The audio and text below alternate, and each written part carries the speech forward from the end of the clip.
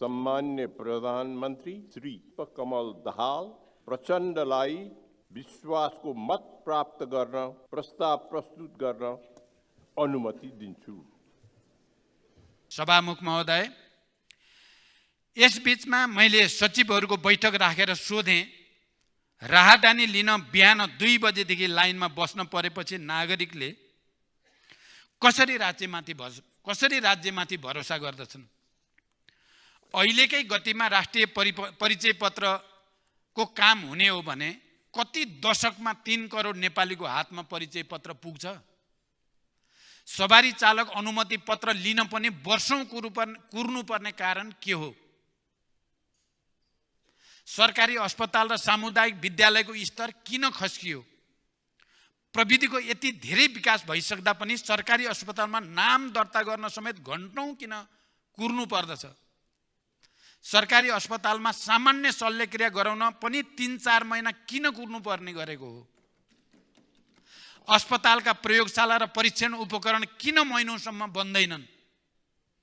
अनुदानका सामग्री स्टोरमा किन थन्किने गरेका छन्? मैले सचिवज्यूहरूलाई भनिसकेको छु। सेवा प्रवाहलाई सहज र विकासको गतिलाई तीव्र बनाउन नीतिगत समस्या समाधानको जिम्मा म लिन्छु, तर नतिजामुखी कार्य सम्पादनको जिम्मा तपाईहरुले लिनुपर्दछ। निर्वाचित प्रतिनिधि सभाको यो गरिमामय अधिवेशनमा म सार्वभौम संसदका सबै माननीय सदस्यहरूलाई हार्दिक अभिवादन र सफल कार्यकालको पुनः शुभकामना व्यक्त गर्दछु। जुन संविधानको जगमा यो संसद खडा छ, त्यो हजारौं शहीदहरूको बलिदान, बेपत्ता घाइते योद्धाहरू, लाखौं कर्मवीरहरूको त्याग, तपस्या र संघर्षको परिणाम हो। म सबभन्दा पहिला फेरि पनि उहाँहरूप्रति कृतज्ञता र उहाँहरूको संकल्पप्रति सम्मान व्यक्त गर्दछु। हामी उहाँहरूको बलिदानले बाँधिएका छौं र उहाँहरूको संकल्पले हामीलाई डगमगुन र विचलित हुन दिने छैन। नयाँ प्रतिनिधि सभाको गठनसँगै नेपालको संविधानको धारा 76 को उपधारा 2 बमोजिम मेरो नेतृत्वमा विभिन्न राजनीतिक दलको सहभागितामा सरकार गठन भएको छ। यो विश्वासका लागि दलहरूलाई धन्यवाद दिँदै म आज यो सार्वभौम संसदमा सामाजिक न्याय, सुशासन र समृद्धिको संकल्पसहित प्रधानमन्त्रीमा विश्वासको मत माग्नका लागि उपस्थित भएको छु।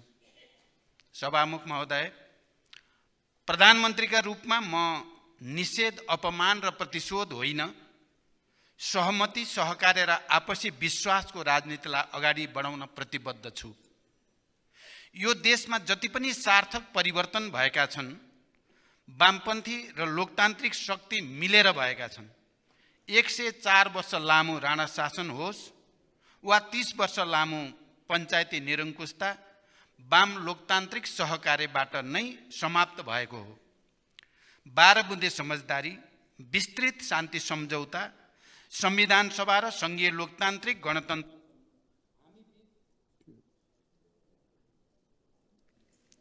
हामी बीच सहकार्यकै परिणाम हुन्। राष्ट्रिय सङ्कटका संवेदनशील क्षणहरूमा पनि हामी राजनीतिक शक्तिहरू एकै ठाउँमा उभिँदै आएका छौँ। हामी मिल्दा देश अगाडि गएको छ, नमिल्दा देश सङ्कटतिर गएको छ। 72 सालको महाभूकम्पका बेला सुशील कोइराला प्रधानमन्त्री हुनुहुन्थ्यो, म प्रतिपक्षी दलको नेता थिएँ। मैले यही रोस्टममा उभिएर भने, देशमा विद्यमान आजको यो सङ्कटको घडीमा अब संसदमा कुनै पक्ष प्रतिपक्ष रहेन। प्रतिपक्षको नेता हुँदाहुँदै पनि म उद्धार र पुनर्निर्माणमा मात्र होइन, संविधान निर्माणमा पनि राष्ट्रिय सहमति जुटाउन अग्रसर भएँ। मलाई गर्व छ, त्यसले राष्ट्रलाई सुखद परिणाम पनि दियो। देश अहिले पनि कुनै न कुनै रूपमा सङ्कटमै छ। साना सङ्कटहरूको समयमै समाधान नखोजे तिनले ठुलो सङ्कट जन्माउँछन्। आर्थिक सूचकाङ्कहरू सकारात्मक छैनन्। प्रधानमन्त्रीका रूपमा मेरो एउटा जिम्मेवारी हुनेछ, तर आजसम्म निरपेक्ष गरिमामा रहेका झन्डै 50 लाख नेपालीलाई त्यहाँबाट निकाल्न पनि हामी राजनीतिक शक्तिहरू बीच सहकार्य हुनै पर्दछ। लाखौँ युवालाई विदेशबाट फर्काएर स्वदेशमै आत्मसम्मानको जीवन दिन पनि हामी बीच अर्थपूर्ण सहकार्य आवश्यक छ। अब पहुँच होइन, विधिको शासन सुरु गर्नुपर्दछ। देशको कायापलट गर्ने हो भने लगभग 60 खरब विकास खर्च जुटाउनु छ। त्यसका लागि पनि हामी बीच विश्वासपूर्ण सहकार्य अनिवार्य छ। राष्ट्रियता, राष्ट्रिय सुरक्षा, परराष्ट्र सम्बन्ध, प्रमुख आर्थिक विषय एवं रणनीतिक पूर्वाधार लगायतका राष्ट्रका आधारभूत विषयहरूमा म राष्ट्रिय सहमतिको विकल्प देख्दिनँ।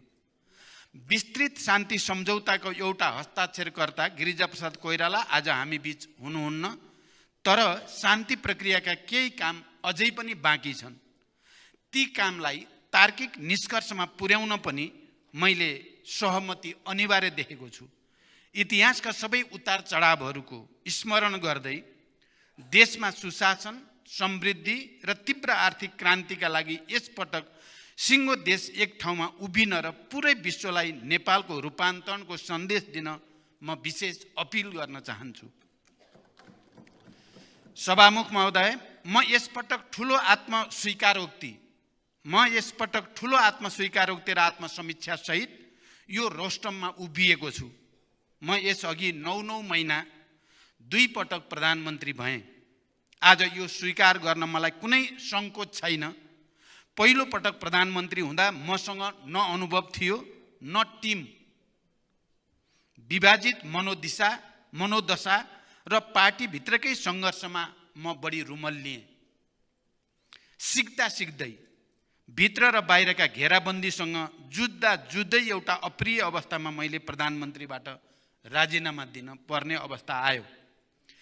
तैपनि मैले त्यसबेला सुरु गरेका मध्य पहाडी लोकमार्ग, उत्तर दक्षिण कोरिडोर, गरिब किसानको ऋण मिनाहा र विद्युतीकरणमा तीव्रता दिने प्रयासले राष्ट्रिय जीवनमा आज पनि प्रभाव पारेकै छ भन्ने मलाई सोच्दा, स्मरण गर्दा मलाई विशेष सन्तोषको अनुभूति हुन्छ। मेरो दोस्रो कार्यकाल वैदेशिक सम्बन्धमा ठुलो उतार चढाव आएको बेला सुरु भयो। मधेस आन्दोलनमै थियो। संविधानको सफल कार्यान्वयनमा धेरै विश्वास जागिसकेको थिएन। संविधान संशोधनको प्रयासबाट मैले मधेसलाई विश्वासमा लिने कोसिस गरेँ। स्थानीय निकायको निर्वाचन गरेर संविधान कार्यान्वयनको विश्वासपूर्ण सुरुवात गर्ने अवसर मैले प्राप्त गरेँ। मूल्य वृद्धि नियन्त्रणमा राखेर आर्थिक वृद्धि दर 7% कट्यो र एउटा आर्थिक मानक बन्यो। लोड सेडिङ अन्त्य भयो। त्यसअघि कहिल्यै पालना नहुने राजनैतिक सहमतिको मैले अक्षरशः पालन गरेँ र अत्यन्त इमान्दारीका साथ सत्ता हस्तान्तरण गरेँ। मलाई लाग्छ मेरो त्यो छोटो कार्यकाल सफल कार्यकालका रूपमा इतिहासमा दर्ज भइसकेको छ। आज परिस्थितिवश तेस्रो पटक प्रधानमन्त्रीका रूपमा विश्वासको मतका लागि अनुरोध गर्न म यो सम्मानित संसदको रोस्टममा उभिएको छु। मैले भनि नै हालेँ, म यसपटक फरक संकल्पका साथ संसद सामु उभिएको छु। विश्वासको मत पाएँ भने म प्रधानमन्त्रीको यो कार्यकाल इमान्दार स्वीकारोक्तिका साथ सुरु गर्न चाहन्छु कि हामी राजनीतिक कर्मी कहीँ न कहीँ चुकेका छौँ। इमान्दार स्वीकारोक्तिका साथ सुरु गर्न चाहन्छु कि हामी राजनीतिक कर्मी कहीँ न कहीँ चुकेका छौँ। त्यसो हुन्न थियो भने हाम्रा लाखौँ युवा विदेशी भूमिमा पसिना बगाइरहेका हुने थिएनन्। आफ्नै परिवारसँग आफ्नै देशमा रमाइरहेका हुने थिए। 50 लाखभन्दा बढी नेपाली अहिले पनि बहुआयामिक गरिबीमा हुने थिएनन्। हाम्रा विश्वविद्यालयहरू क्यालेन्डरसम्म बनाउन नसक्ने गरी भद्रगोल हुने थिएनन्। शिक्षा र स्वास्थ्य क्षेत्र राज्यको नियन्त्रणबाट लगभग बाहिर जाने अवस्था आउने थिएन। विकास आयोजनाहरू यस्तो लथालिङ्ग अवस्थामा हुने थिएनन्। खेलाडीहरू अरू सुविधा त परै रहोस्, डाइटसम्म दिन नसक्ने खेलाडीहरूलाई अरू सुविधा त परै जाओस्, डाइटसम्म दिन नसक्ने अवस्था हुने थिएन।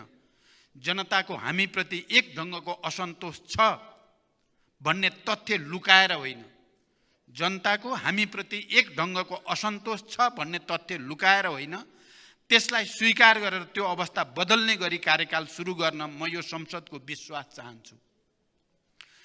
सभामुख महोदय, सरकारलाई समर्थन गरेका दलहरूबीच न्यूनतम साझा कार्यक्रममा एउटा सहमति बनिसकेको छ र त्यो सरकार सञ्चालनको एउटा आधार बन्दैछ।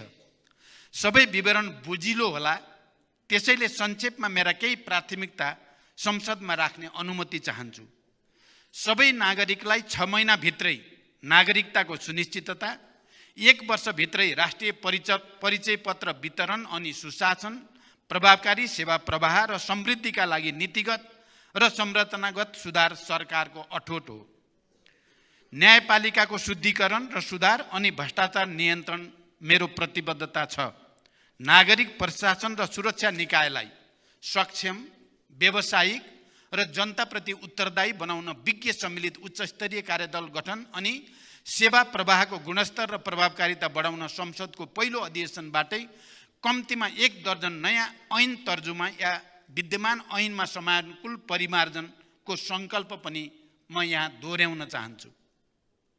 भ्रष्टाचार विरुद्ध शून्य सहनशीलता, सरल र सहज सार्वजनिक सेवाको प्रत्याभूति, सरकारी सेवामा टाइम कार्ड र अनलाइन प्रणाली पनि सरकारका प्राथमिकता हुनेछन्। यो सम्मानित संसदलाई मैले प्रष्टै भन्नुपर्दछ, हामी आर्थिक अनुकूलतामा छैनौँ। यो वर्ष विश्व अर्थतन्त्रको 1/3 हिस्सा मन्दीको मारमा पर्ने प्रक्षेपण गरिएको छ। अमेरिका, युरोप र चीनकै अर्थव्यवस्थाको गति घटेको छ। मूल्य वृद्धि, युक्रेन युद्ध, कोभिड महामारी र बढ्दो ब्याज दरले विश्व अर्थव्यवस्थामा परेको दबावबाट हामी पनि प्रभावित छँदैछौँ। अर्कोतिर स्वदेशकै आर्थिक सूचकाङ्कहरू पनि उत्साहजनक छैनन्।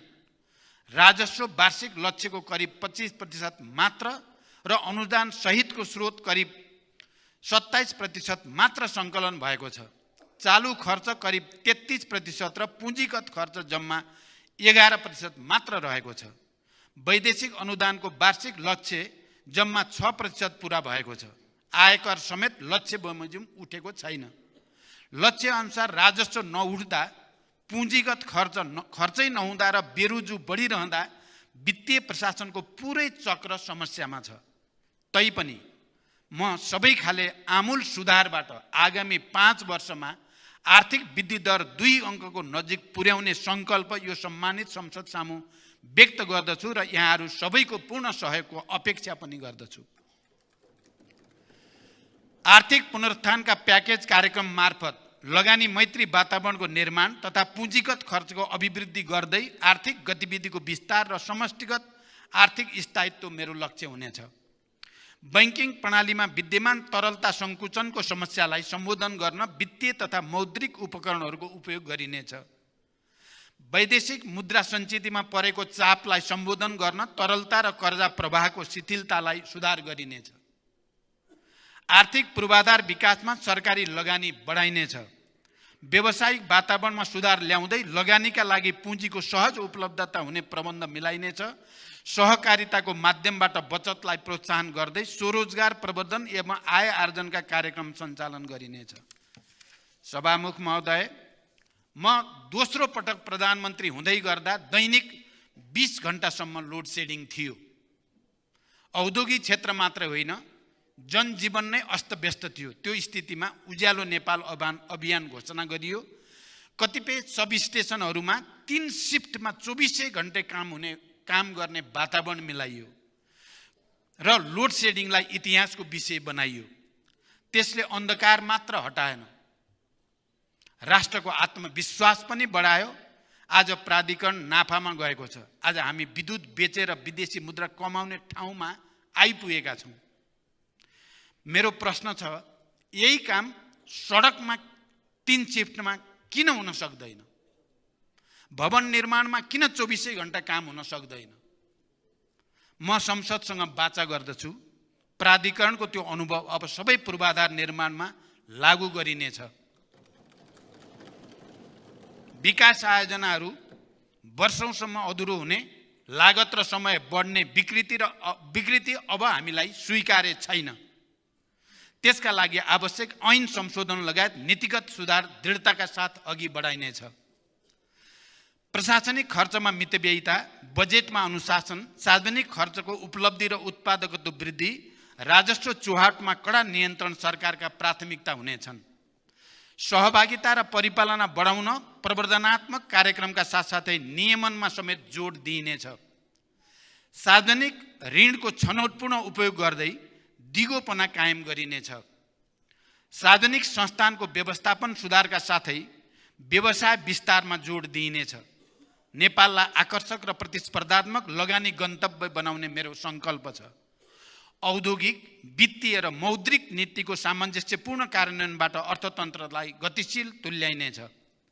वित्तीय, मौद्रिक, पुँजी बजार, सहकारी, बीमा र निजी कम्पनीका निकायहरूबीच आवश्यक समन्वय गरी निजी क्षेत्रको लगानी प्रवर्धन गर्न नीतिगत, संस्थागत तथा प्रक्रियागत सुधार यो सरकारको प्राथमिकतामा रहनेछ। सभामुख महोदय, राजस्व प्रशासन करदाता मैत्री हुनेछ। कर छली, आयातमा न्यून विकेन्द्रीकरण, चोरी पैठारी, तस्करी तथा हुन्डी कारोबार जस्ता गतिविधिको अन्त्य गर्दै कर प्रणालीलाई थप प्रगतिशील तथा व्यवसायी मैत्री बनाइनेछ। आर्थिक स्थायित्व कायम गर्न औद्योगिक नीति, सरकारी वित्त नीति, राजस्व नीति, मौद्रिक नीतिबीच तादात्म्य अनि सरकार, निजी क्षेत्र, सहकारी र सामुदायिक क्षेत्रको सहभागितामा द्रुत विकासको वातावरण निर्माण यो सरकारको सङ्कल्पमा छ। कानुनी, प्रक्रियागत, प्रणालीगत तथा संरचनागत सुधारबाट वैदेशिक लगानी आकर्षित गरिनेछ। विनिमय दर जोखिम व्यवस्थापन गर्न भरपर्दो हेजिङ सेवाको सुरुवात गर्ने नीति बनिसकेको छ र देशको सार्वभौम साख मूल्याङ्कन सोभरेन क्रेडिट रेटिङ यथाशीघ्र अगाडि बढाइनेछ। वैदेशिक व्यापारमा आएको शिथिलतालाई सम्बोधन गर्न निर्यात वृद्धिमा जोड दिइनेछ। राष्ट्रिय पुँजीको विकास र आर्थिक आत्मनिर्भरताका लागि स्वदेशी उत्पादनमा जोड दिनु सरकारको प्राथमिकता हुनेछ। स्वदेशी कच्चा पदार्थमा आधारित र आयात प्रतिस्थापन गर्ने प्रकृतिका उपभोग्य वस्तुहरूको उत्पादनमा जोड दिइनेछ र रोजगारी सृजना हुने क्षेत्रमा राज्यको लगानी बढाइनेछ। कृषि, प्राकृतिक स्रोत, ज्ञान र उच्च प्रविधिमा आधारित उद्योगको विकासबाट औद्योगिक उत्पादन बढाई निकासी वृद्धि गरिनेछ। पुँजीको अभावमा उद्यमशीलता निरुत्साहित हुन दिइने छैन। व्यावसायिक र लगानी मैत्री वातावरण निर्माणका लागि नीतिगत र संरचनागत सुधार अनि गैर आवासीय नेपालीहरूले नेपालमा सहज तरिकाले लगानी गर्ने वातावरण निर्माण सरकारको प्राथमिकता हुनेछ। उद्योग व्यवसाय दर्ताका लागि सुरुकै बिन्दुबाट सबै प्रकारका स्वीकृतिहरूको उपलब्धता सुनिश्चित गर्न टाइम कार्ड अनि स्वरोजगारी, स्टार्टअप र विभिन्न व्यवसायले सृजना गर्ने रोजगारी मापनका लागि जब मिटरको व्यवस्था गरिनेछ। सभामुख महोदय, हरेक वर्ष एउटै समाचार बन्छ मलको अभाव। म आज यो संसदमा दृढताका साथ प्रतिबद्धता जनाउन चाहन्छु। अबदेखि आपूर्तिको चक्र अनुसार चाहिएको समय प्राप्त हुने गरी मल खरिद गरिनेछ र सँगसँगै मल कारखाना स्थापनाको पनि तयारी अगाडि बढाइनेछ। सार्वजनिक शिक्षामा आमूल सुधार सरकारको सङ्कल्प हुनेछ। विश्वविद्यालयहरू अब क्यालेन्डर अनुसार सञ्चालन हुनेछन्। अहिलेको भद्रगोल सहन गरिने छैन। सबै पालिकामा आधारभूत अस्पताल र प्रदेशहरूमा विशिष्टीकृत अस्पताल र मेडिकल कलेजहरू बनाइनेछ। गुणस्तरीय स्यानिटरी प्याडका लागि आर्थिक प्रत्याभूति, गुणस्तरीय प्रसुति सेवाको सुनिश्चितता, चिकित्सकहरूको सङ्ख्यामा वृद्धि, चिकित्सक र नर्सलाई सरकारी सेवामा आकर्षित गर्न सेवा सुविधामा पुनरावलोकनका लागि सरकार प्रतिबद्ध छ। स्वास्थ्यकर्मी लगायत विशिष्टीकृत सेवाका श्रमिकहरूका सरोकारलाई सम्बोधन गर्न श्रम ऐनमा आवश्यक संशोधन गरिनेछ। सबै क्षेत्रको स्वास्थ्य सेवाको गुणस्तर सुनिश्चितताका लागि अधिकार सम्पन्न प्राधिकरण बनाइनेछ। खाद्य, आवास र स्वच्छ खानेपानीलाई जनताको मौलिक हकको रूपमा स्थापित गरिनेछ।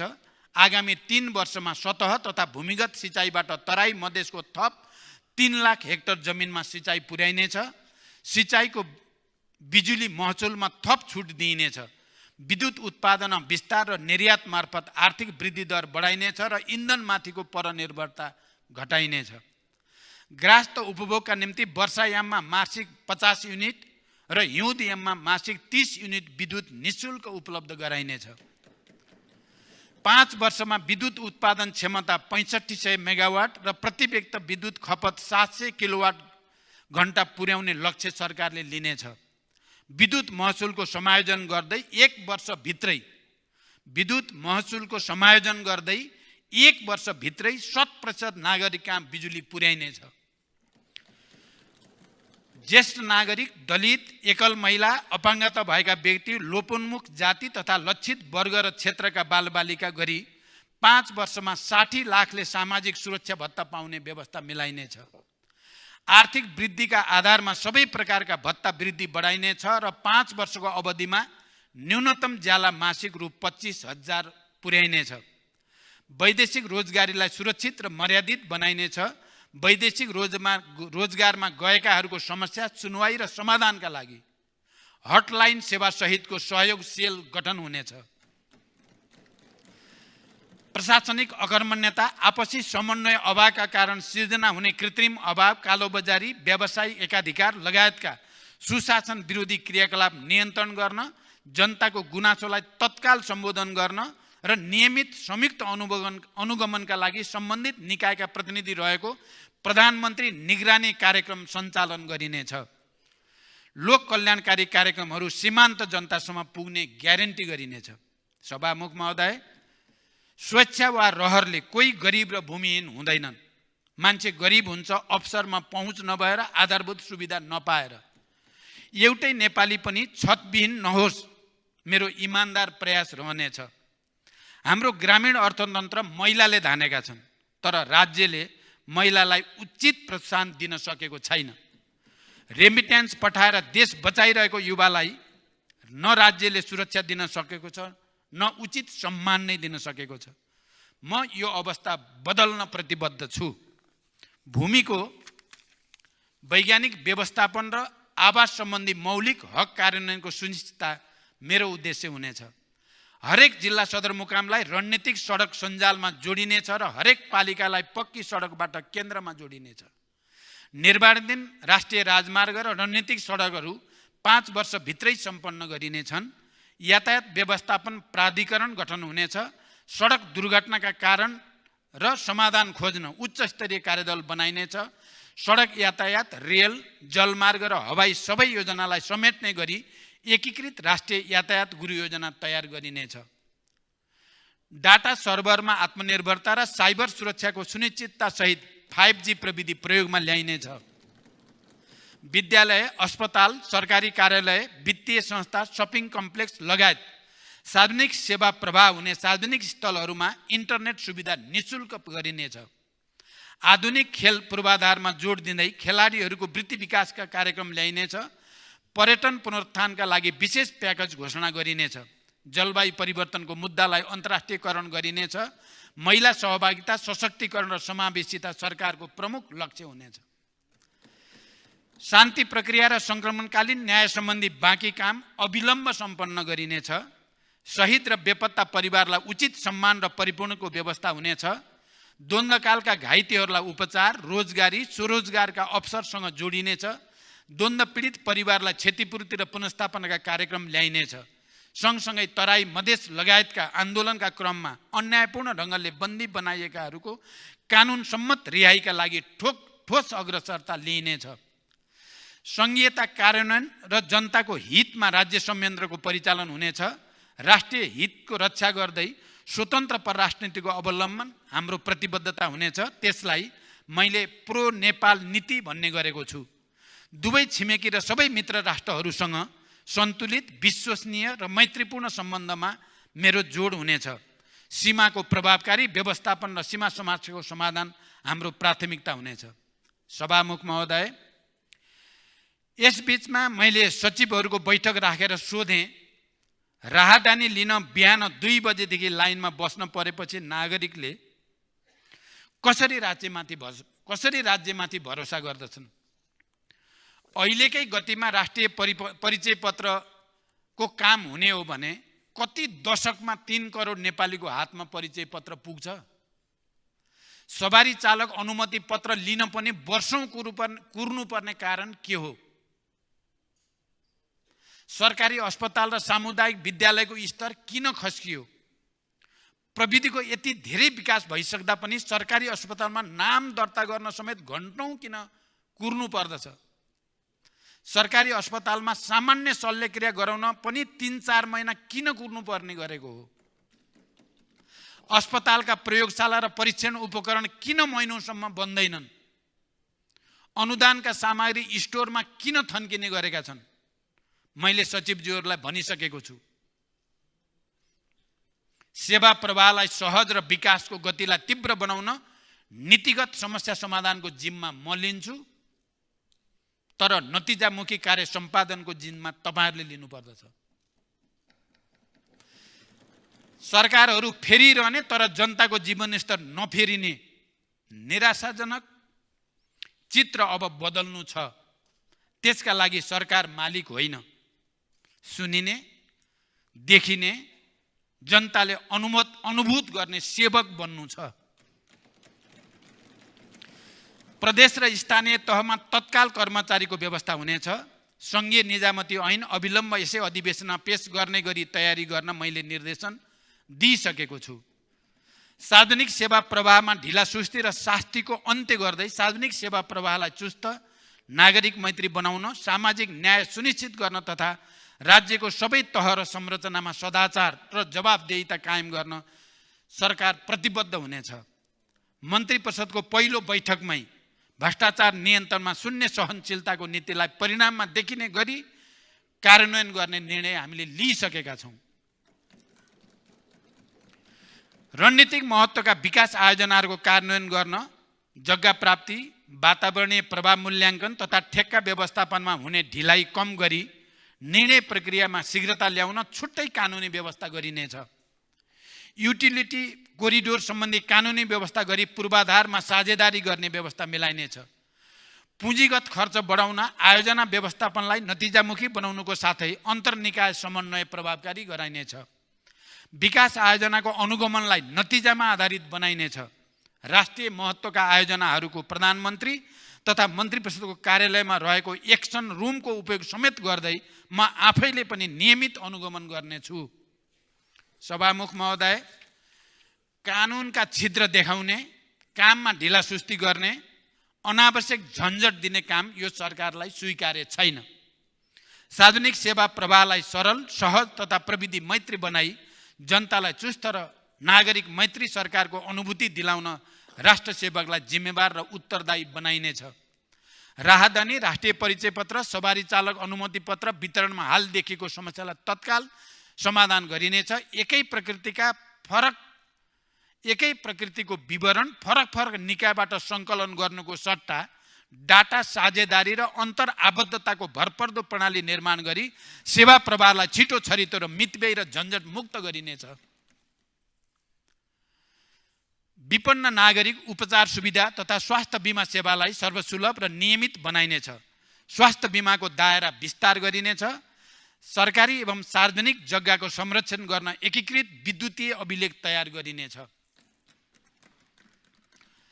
मुलुकको विकासमा योगदान गर्न सक्ने उमेरका नागरिक विदेश हुनुपर्ने तर वृद्ध अवस्थाको सामाजिक सुरक्षाको व्यवस्था राज्यले गर्नुपर्ने जटिल अवस्था आज देशमा विद्यमान छ। यो परिस्थितिबाट बाहिर निस्कन स्वदेशमै रोजगारीका अवसर सृजना गर्न निजी क्षेत्र समेतको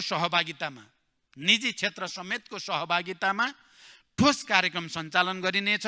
निजी क्षेत्रको विकासका लागि आवश्यक नीतिगत र कानुनी सुधार, आर्थिक पूर्वाधार विकासमा सरकारी लगानीको वृद्धि, व्यावसायिक वातावरणमा सुधार, सहकारिताको माध्यमबाट बचतलाई प्रोत्साहन अनि स्वरोजगार प्रवर्धन सरकारका उद्देश्य हुनेछन्। सार्वजनिक संस्थानको व्यवस्थापन सुधारका साथै व्यवसाय विस्तारमा जोड दिइनेछ। पर्यटकीय पूर्वाधारको निर्माण र सेवाको गुणस्तरमा सुधार सरकारको मुख्य जोड हुनेछ। गौतम बुद्ध र पोखरा अन्तर्राष्ट्रिय विमानस्थलको पूर्ण क्षमतामा सञ्चालन र स्रोतको सुनिश्चितता सहित निजगढमा अन्तर्राष्ट्रिय विमानस्थलको निर्माण प्राथमिकतामा हुनेछ। मलाई थाहा छ मिडिया उद्योग सङ्कटमा छ। म विश्वास दिलाउन चाहन्छु यो सङ्कटमा सरकारले मिडिया उद्योगलाई एक्लै छाड्ने छैन। सञ्चारकर्मीहरूको हक र हित पनि सरकारको उच्च प्राथमिकतामा हुनेछ। पछिल्ला दिनमा शेयर बजारमा आएको सकारात्मक परिवर्तनलाई मैले नयाँ सरकारप्रति जनताको भरोसाको सङ्केतका रूपमा हेरेको छु। भरोसाको सङ्केतको रूपमा हेरेको छु। तीव्र आर्थिक विकास र न्यून मुद्रास्फीति सरकारको लक्ष्य हुनेछ। लाइन मुक्त देश हाम्रो सङ्कल्प हो। म विश्वास दिलाउन चाहन्छु देशका हरेक नागरिकलाई लागोस्। सरकार मेरो अभिभावक हो, सरकार मेरो पक्षमा छ, सरकार मेरो लागि केही गरिरहेको छ, यो जनतालाई लाग्नै पर्दछ। त्यसरी नै काम गर्ने प्रतिबद्धता पनि म व्यक्त गर्न चाहन्छु। राष्ट्र सेवालाई राजनीतिक हस्तक्षेपबाट मुक्त राखी व्यावसायिक, प्रतिस्पर्धी र दक्ष बनाइनेछ। तीनवटै तहका सरकारको मौजुदा कर्मचारीको दरबन्दीको पुनरावलोकन गरी सेवा प्रवाह गर्ने निकायमा पर्याप्त जनशक्तिको व्यवस्था गरिनेछ। विकास आयोजनामा विनियोजन गरेको रकम खर्च गर्न सक्ने परियोजनाहरूमा सारिनेछ। जिम्मेवारी लिने तर लक्ष्य अनुसार राजस्व असुली र विकासका काम गर्न नसक्ने पदाधिकारीलाई कार्य सम्पादन मूल्याङ्कनसँग जोडिनेछ। सरकारी पदाधिकारीहरूले परराष्ट्र मन्त्रालयको जानकारी बिनै विदेशी कूटनीतिज्ञहरूलाई भेट्ने काम अब हुन दिइने छैन।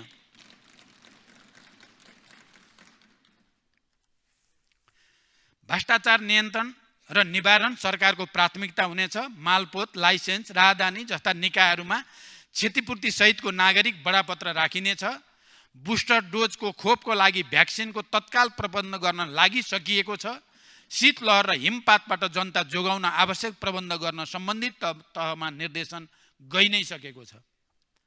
सभामुख महोदय, हिजो देश एउटा ठुलो विद्रोहबाट गुज्र्यो। सामाजिक न्यायको आकांक्षा, विभेद, शोषण र उत्पीडन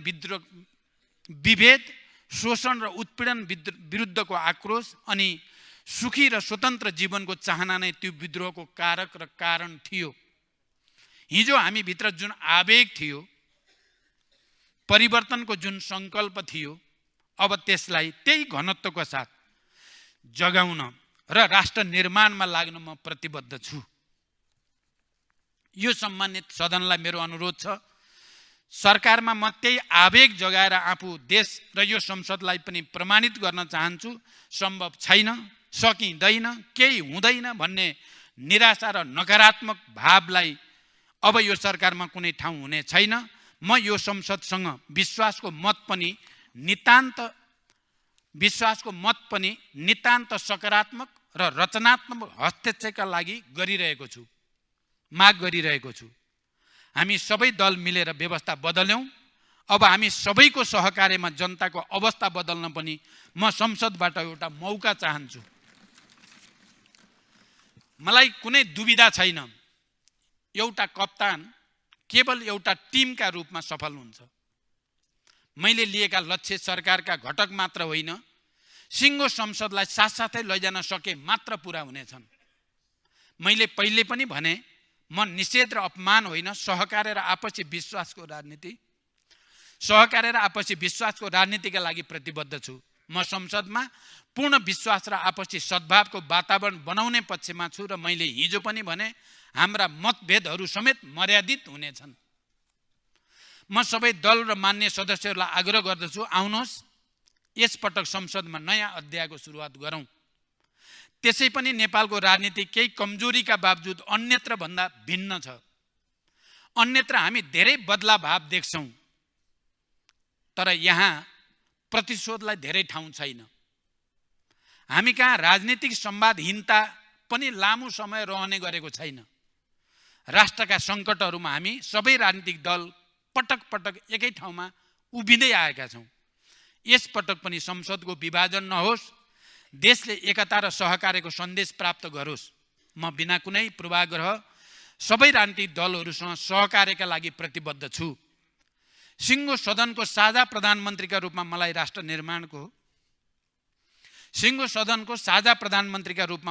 निर्माणको नेतृत्व गर्ने एउटा मौका मिलोस् भन्ने मेरो चाहना छ। हामी सबैले आफ्नो ठाउँबाट जनतासँग विकासको प्रतिबद्धता गरेका छौँ। आज त्यही प्रतिबद्धताका लागि हामी सबै एक ठाउँमा उभिन नसक्ने भन्ने केही छैन। मैले हिजो पनि संसदमा भने, जनताको हामीमाथि समर्थन सशर्त मात्रै छ। हीन भावनाको ठाउँमा आशा र आत्मविश्वास जगाउनु छ। आर्थिक क्रान्तिको साझा सङ्कल्पबाट समृद्ध र न्यायपूर्ण राष्ट्र निर्माण गर्नु छ। इतिहास आजैबाट सुरु हुन्छ म भन्दिनँ। आजसम्मका उपलब्धिहरूलाई संस्थागत गर्दै सबैप्रति कृतज्ञता व्यक्त गर्दै म एउटा परीक्षा दिन चाहन्छु।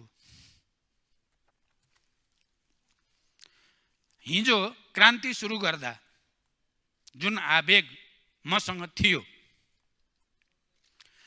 बीचमा केही अल्मलिए जस्तो देखिए पनि आज त्यही आवेग र अठोटका साथ म यो रोस्टममा उभिएको छु।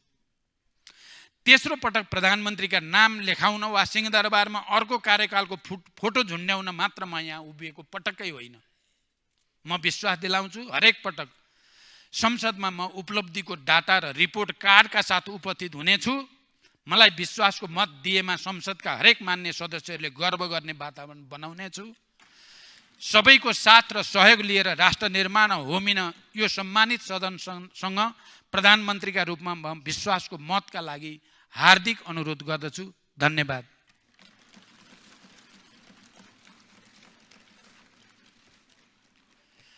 अन्त्यमा सम्माननीय सभामुख महोदयको अनुमतिले नेपालको संविधानको धारा 76 को उपधारा 4 बमोजिम प्रतिनिधि सभाबाट विश्वासको मत प्राप्त गर्न प्रतिनिधि सभा नियमावली 2075 को नियम 152 को उपनिवेश 4 बमोजिम प्रस्ताव प्रस्तुत गर्दछु।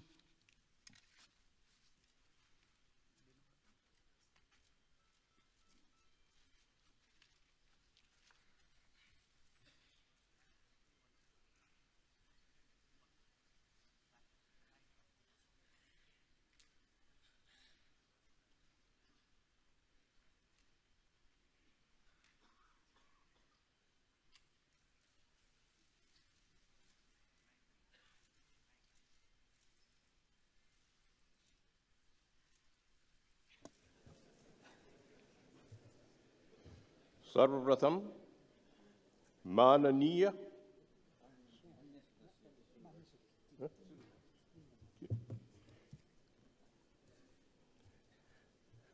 सदस्यहरू, अब विश्वासको मत प्राप्त गर्ने सम्बन्धी प्रस्तावमाथि छलफल प्रारम्भ हुन्छ। उक्त छलफलमा बोल्न चाहनुहुने मान्य सदस्यहरूको दलीय आधारमा नाम प्राप्त भएको छ। सर्वप्रथम मान्य श्री शेरबहादुर देउपालाई छलफलमा भाग लिन समय दिन्छु।